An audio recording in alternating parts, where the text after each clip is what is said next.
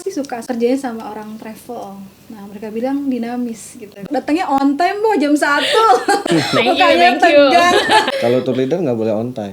Harus in time ya. Harus in time. Kita berharap kita masih bisa untuk kembali ngantoran. Berarti Tuan. langsung terpikir bikin kedai kopi atau ada lagi beberapa alternatif? Mau dikorek-korek dikit boleh ya?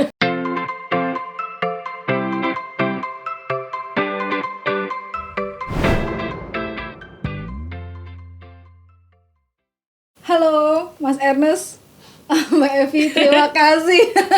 Thank Mukanya you. tegang, hati tegang. Kaget tadi clap. Thank you Thank banget. you udah Aduh, diundang. makasih ya udah datang ke Studio Sama-sama. Gahar, Kelapa Sama-sama. Gading ya, jauh-jauh dari Cinere Depok ya. Ya, Keren. deket dong. Datangnya on time jam 1. Seharusnya in time. In Jangan time on ya. time. Oh no, kenapa Iya. tuh in time? Kalau tour leader nggak boleh on time. Harus in time ya. Harus in time. Nah, ini dia tour leader. Iya. Basicnya in time sama on time kan beda. Beda ya. Oke, nanti diperjelas lagi ya. Ya, boleh. Aduh. Mas Ernest sama Mbak Evi. Oke, ini Pak Sutri nih, dear viewers ya. Jadi aku berterima kasih sekali sama mereka berdua. Mereka bisa datang ke sini meluangkan waktunya jauh-jauh ke Kelapa Gading. Mau dikorek-korek dikit boleh ya? Apa nih? Ini soalnya Pak Sutri ini nih kalau Ira lihat ya, kalian berdua tuh menginspirasi aku. Thank you. Jadi aku pengen tuh dear viewer semua bisa lihat ya bahwa kami ini bertiga orang travel. Ya. Jadi semenjak Maret 2020 ya 20. kita udah ke kantornya jarang. Ya. Ada beberapa teman-teman yang malah udah nggak ke kantor, Yes. udah nggak punya kantor juga ya. Tapi kita tetap harus makan, harus hidup. Jadi harus berjuang. Nah, Yes. ini dia couples ini salah satunya nih. Sebelum ke sana, aku mau tanya dulu sama Mas Ernest dulu kali ya. Oke. Iya. Ya. Mas Ernest, kalau aku lihat dari biodatanya lumayan ini ya, banyak kerjanya di travel ya. Ya. Terakhir di Golden Rama ya, Mas ya. Betul. 5 tahun terakhir di Golden Rama. Oh, 5 tahun terakhir di Ya. Golden Rama ya. Ya. Dan di bagian Di tour package untuk FIT. Oke, tour package. Individual package. Oke, Ya. berarti yang buat ya quotation Quotation jual untuk juga. ya, yang ready package juga ada, sama yang customize untuk private, family. Oke, bawa Ya. juga. Bawa juga iya. Bawa juga ya. Ya. Kemarin tuh nanti ya kita akan lihat tayangannya juga. Aku lihat Mas Ernest dari rambutnya belum panjang, sekarang udah panjang loh. Udah dikepang-kepang kecil kayak dari Bali. Lihat tuh ya, keren banget kayak dari Bali dia. Udah sepanjang apa kalau dibuka tuh? Kalau dibuka terakhir panjang ya segini ya. Di sinilah. Berarti dari Maret Dari- 2020. Iya, dari Ya, COVID. Maret 2020 terakhir saya klimis. Klimis. Sampai sekarang belum cukur. Wow. Dan ini baru kemarin sih, baru uji coba buat dikepang. Oh gitu. Jadi Di control. khusus ya, Iya, khusus ke di kita control. nih. Di control. Di control. Khusus untuk Ya. channelnya Mbak Ira. Asik. Oke. Kita sapa dulu sebentar ya. Dear viewers, hai, kita ngobrol bareng yuk. Come on. Come on. Asik. Oke. Mas, berarti tahun berapa tuh join di dunia travel? Katanya ketemuannya di Palembang ya dulu ya. Jadi sebelumnya di Palembang tuh udah masuk ke travel juga atau gimana? Jadi saya lulus kuliah di 2001. Pertama waktu itu di Bandung, saya di STP Bandung, NHI. Oke, NH ya.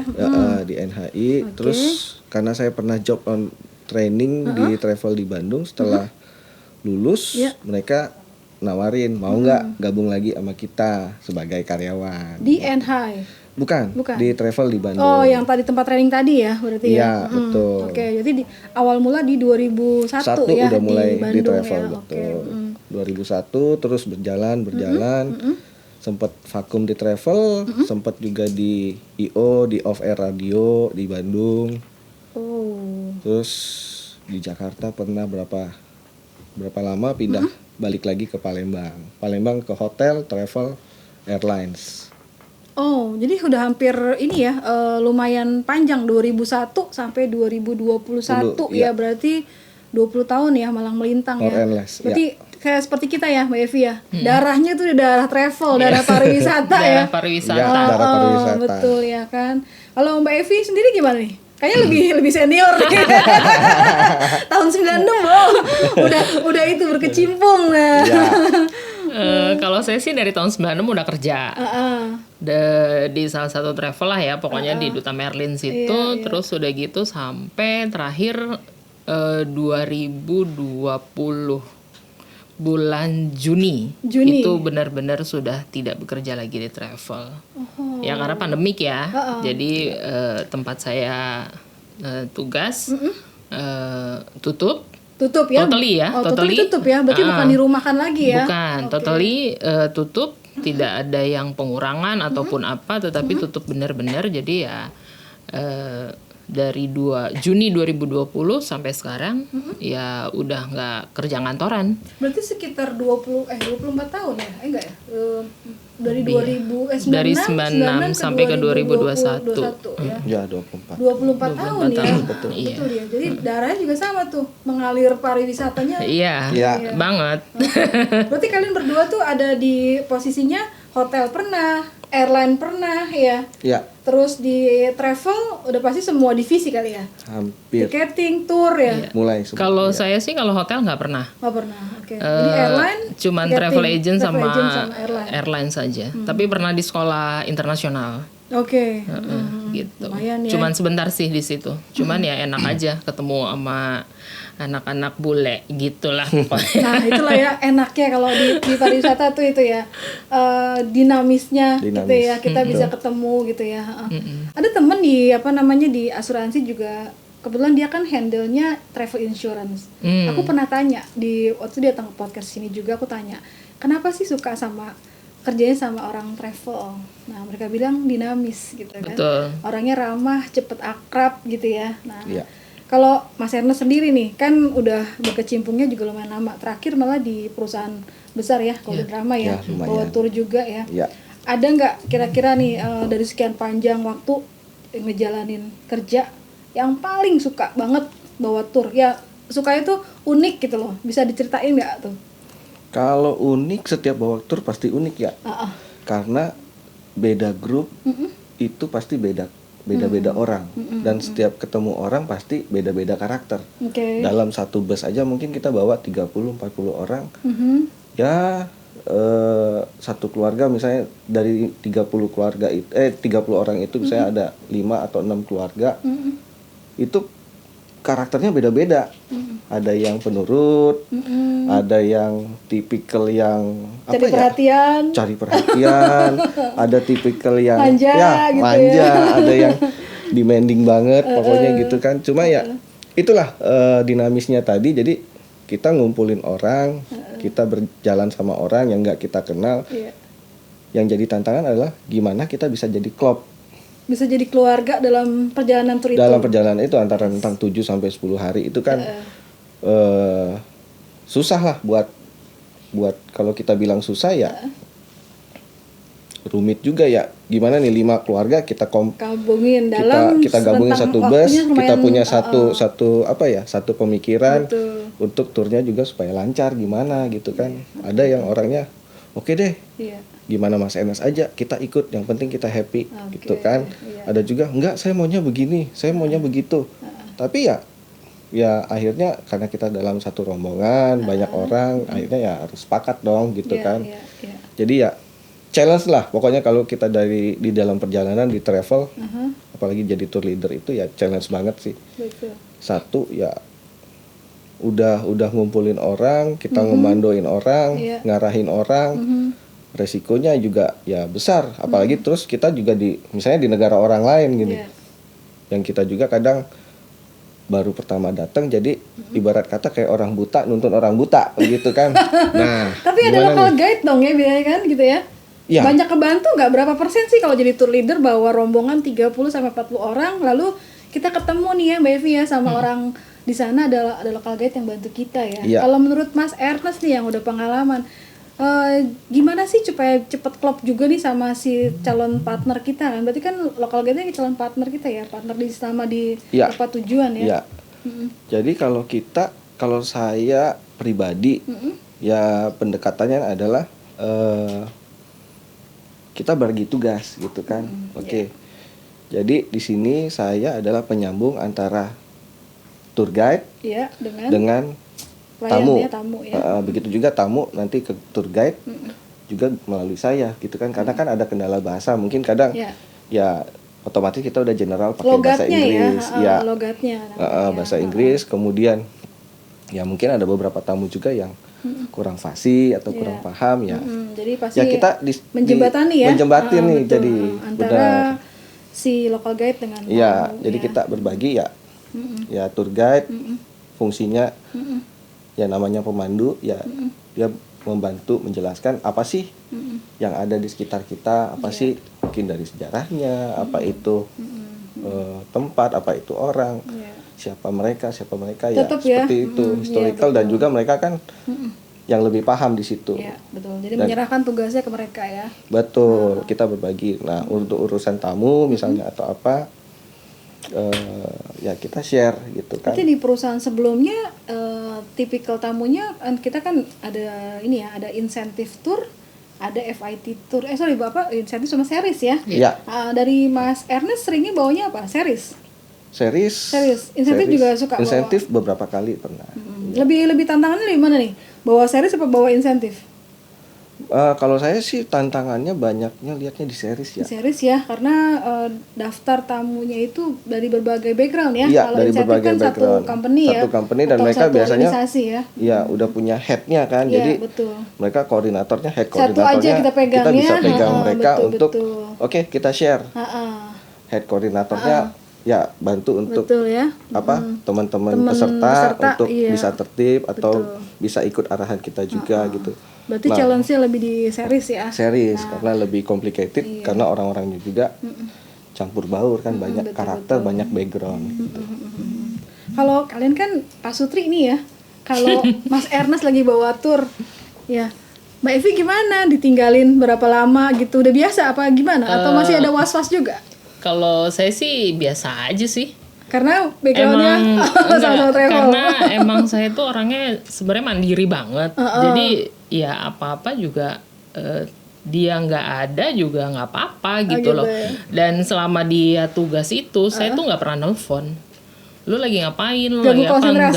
Gitu. Ya? Karena saya berpikir lu lagi tugas, lu lagi kerja, ya udah lu fokus aja gitu. Paling dia yang di sini hubungin nih, gitu loh.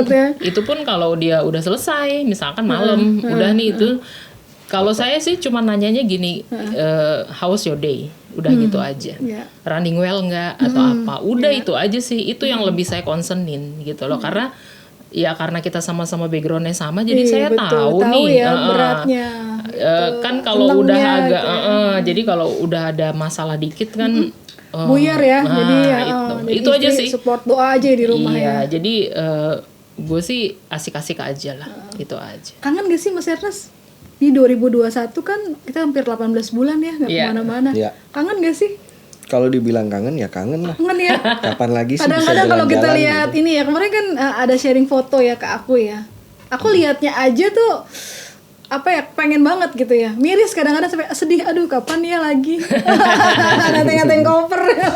Iya, geret-geret koper, dimarahin tamu gitu bawa bendera gitu ya, ikutin saya, ayo teriak-teriak nyariin tamu yang hilang gitu.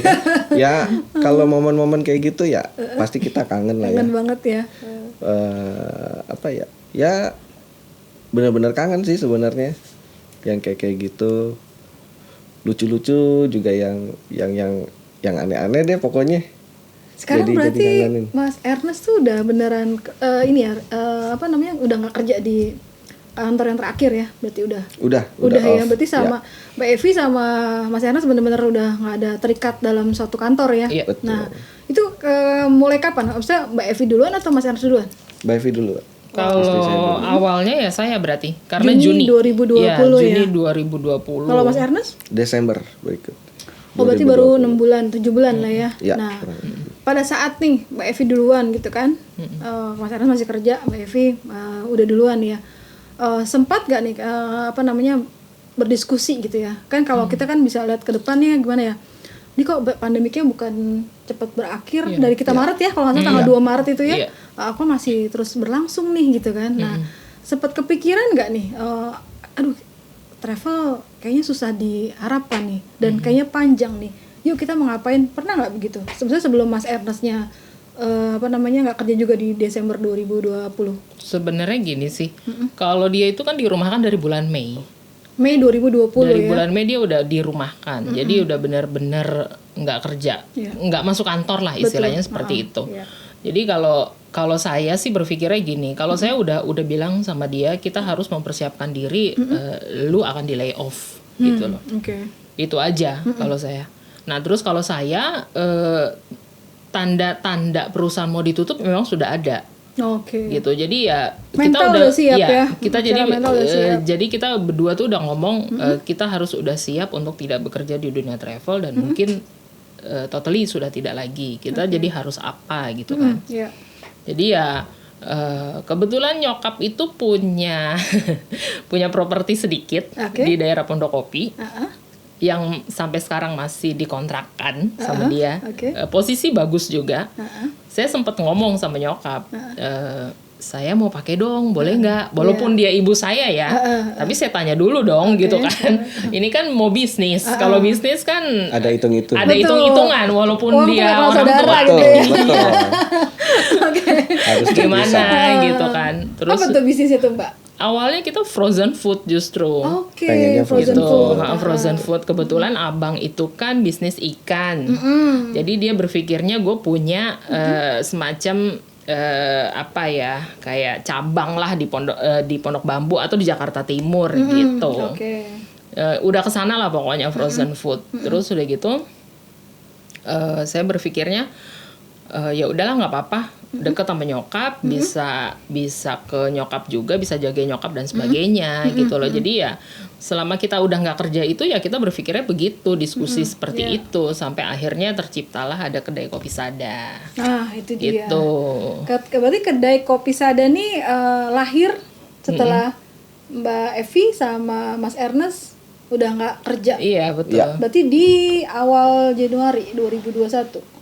Udah mau 1 tahun. Awal September ini dia ulang tahun pertama kedai kopi Sada ini. Berarti pas ini ya, pas udah tahu Mas Ernest dirumahkan dari bulan Mei, ya kan? Terus kalian udah misalkan udah confirm ya bahwa belum bisa kita harapkan travel ini, gitu ya. Kalian sudah segera putar haluan, putar otak gimana caranya kita move on gitu ya. Dipaksa move on sebenarnya. Betul.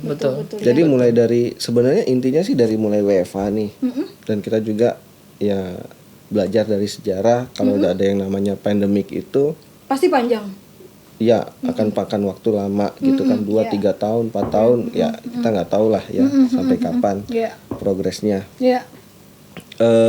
Jadi dia WFA, saya WFA dan kemudian istri saya juga udah mulai ada di kantornya ada wacana akan berhenti beroperasi. Ya udah kita akan berpikir bahwa oke, kita harus cari sumber income yang lain yang bisa untuk kita ke depan gitu kan. Berarti gitu. Langsung tiba-tiba nih tadi kan sebutin ada bisnis frozen food.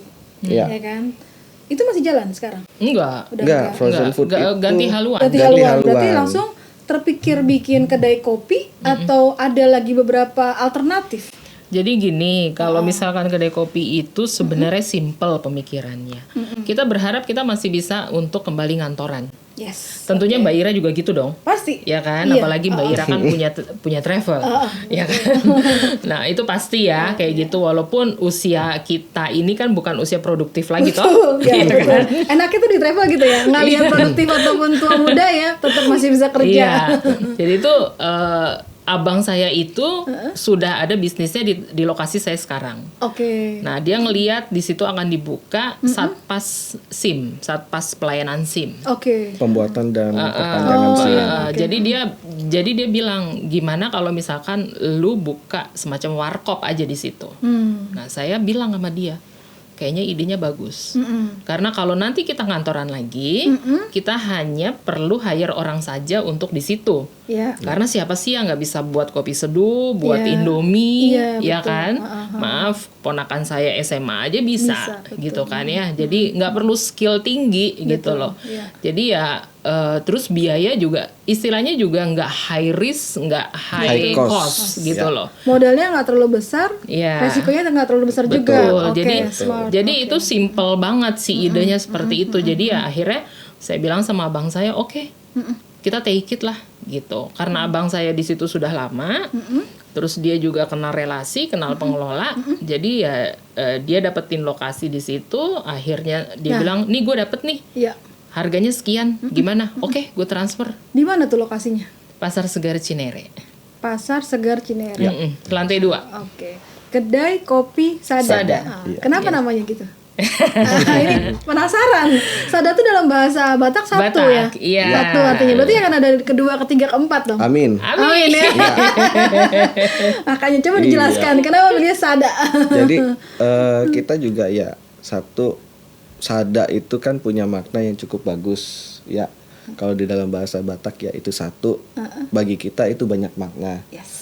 Jadi ini adalah usaha yang kita rintis yang pertama kali. Satu. Ya. Berarti akan ada berikut-berikutnya. Amin. Ya. Amin. Jadi terus Sada itu juga punya makna mempersatukan, menyatukan. Jadi ya nama yang baik. Dan jadi saya juga terinspirasi juga. Ya ada teman saya juga ya punya perusahaan yang besar. Dia bergerak di bidang teknologi.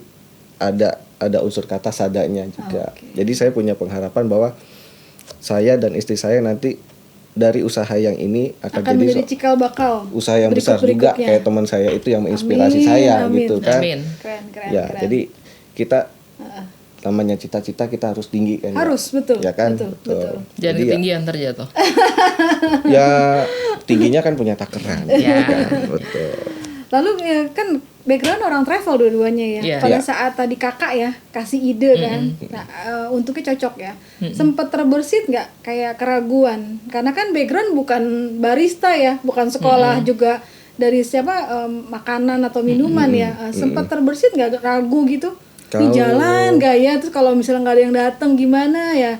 Ada nggak kayak gitu awal-awal? Kalau kita sih pribadi nggak ada keraguan ya, karena tadi yang dibilang bahwa ini nggak terlalu skillful ya sementara ini ya. Jadi resiko yang rendah, biaya yang rendah ya, tapi saya juga lihat ini punya prospek karena kebetulan di situ akan ada tempat pembuatan SIM yang saya yang saya prediksi bakal banyak orang yang akan datang gitu kan. Berarti dari sisi bisnis pelanggannya udah pasti ada dari tadi ya pembuatan SIM tadi, perpanjangan SIM gitu ya. Walaupun memang trafficnya pengunjung itu ya cuma dari situ begitu kan. Cuma kita juga ya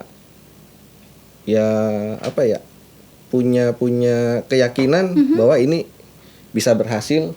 Setidaknya ini yang akan membantu kita dulu selama saat ini, selama pandemi ini begitu kan. Next kalau memang nanti punya kesempatan bekerja lagi atau dapat buka lagi ya travelnya di jalan, kita masih lagi, bisa kembali ke dunia pariwisata lagi ya. Nggak akan ini nggak akan jadi ditelantarkan tidak akan berjalan karena tadi ya tinggal cari pegawai yang tinggal menggantikan. Aku pernah lihat ya di Facebooknya Mbak Evi sama Mas Ernest, teman-teman kita banyak yang datang ya ke sana ya. Iya.